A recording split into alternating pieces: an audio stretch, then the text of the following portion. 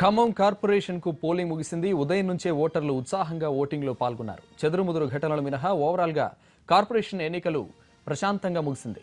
దీనిపై పూర్తి వివరాలు మా ప్రతినిధి చారి అందిస్తారు. చారి, ఓటింగ్ సరళి ఎలా సాగింది?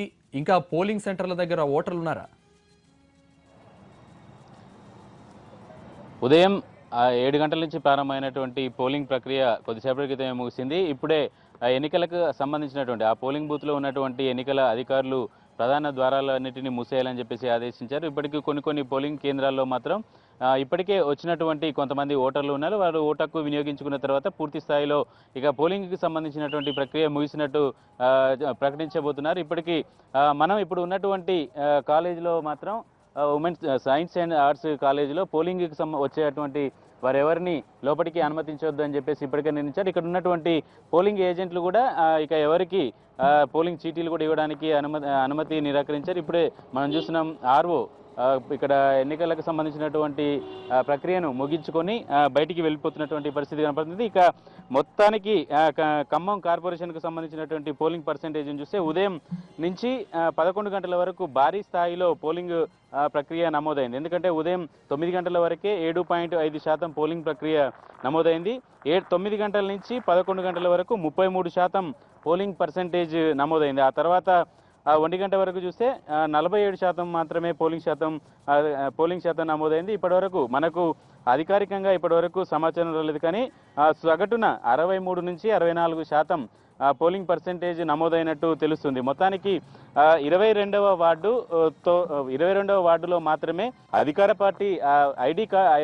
పార్టీలకు సంబంధించినటువంటి కార్యకర్తలు డమ్మీ ఐడి కార్డులను ఏర్పాటు చేయడం, వాటి పట్ల ఓట్లు వేయించుకుంటున్నారని చెప్పేసి అటు వైసీపీ ఇటు టీడీపీకి సంబంధించినటువంటి నేతలు ఆందోళన దిగారు. ఆ తర్వాత పోలీసు ఉన్నతాధికారులు జోక్యం చేసుకోవడం వల్ల కొంత అక్కడ వ్యవహారం సద్దుమణిగింది. ఆ తర్వాత జరిగినటువంటి పోలింగ్ ప్రక్రియ మాత్రం అంత సజావుగా సాగుతూ వచ్చింది. సుమారు 63-64% వరకు ఈరోజు ఖమ్మం కార్పొరేషన్లో పోలింగ్ పర్సంటేజ్ నమోదయ్యే అవకాశాలు కనపడుతున్నాయి.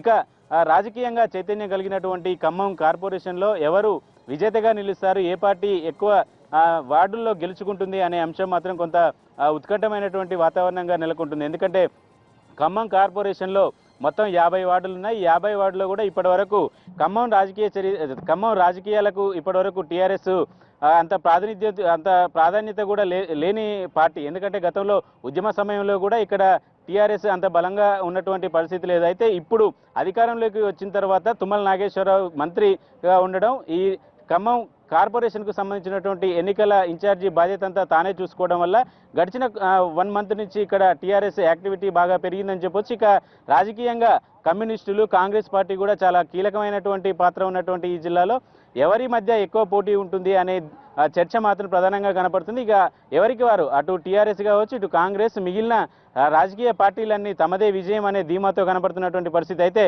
ఉదయం నుంచి జరిగినటువంటి పోలింగ్ సరళి మీద అధికార పార్టీ మాత్రం ఖమ్మం కార్పొరేషన్ మాత్రం తమదే పైచేయి ఉంటుందనే ఒక ధీమాను వ్యక్తం చేస్తున్నటువంటి పరిస్థితి కనపడుతుంది. ఇక కాంగ్రెస్కు సంబంధించినటువంటి ఈక్వేషన్స్ కూడా కొంత పూర్తి స్థాయిలో బలంగానే ఎదుర్కొన్నాము అనే అభిప్రాయాన్ని వ్యక్తం చేస్తున్నారు. ఇక వైసీపీ, టీడీపీ పార్టీలు కూడా తమకు ఉన్నటువంటి క్యాడర్ పూర్తి స్థాయిలో పార్టీకి పనిచేయడం, కొంత సానుకూలమైనటువంటి వాతావరణమే ఉంది అనే చర్చ మాత్రం కొనసాగుతుంది. ఇక 9వ తేదీన జరిగే ఈ కౌంటింగ్ ప్రక్రియలో ఎవరు విజేత, ఎవరికి ఎన్ని సీట్లు వచ్చాయనేది కూడా ఆ రోజు తెలుస్తుంది. కానీ రాజకీయ పార్టీలు మాత్రం ఎవరికి వాళ్ళు తమదే పై చేయి అనే ధీమాను మాత్రం వ్యక్తం చేస్తున్నటువంటి పరిస్థితి కనపడుతుంది.